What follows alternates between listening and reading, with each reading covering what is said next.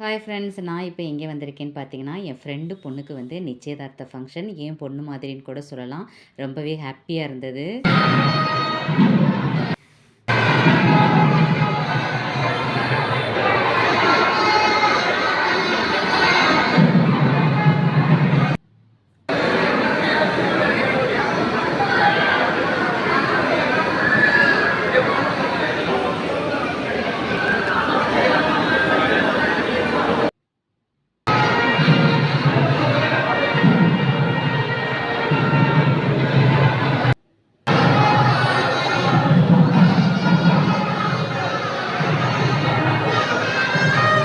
பிறகு சாப்பாடுமே ரொம்ப சூப்பரா இருந்தது.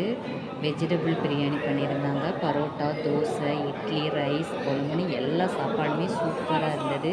ஒரு வழியா சாப்பிட்டு முடிச்சுட்டு, பொண்ணு மாப்பிள்ளையையும் வாழ்த்திட்டு வீட்டுக்கு வந்தாச்சு ஃப்ரெண்ட்ஸ்.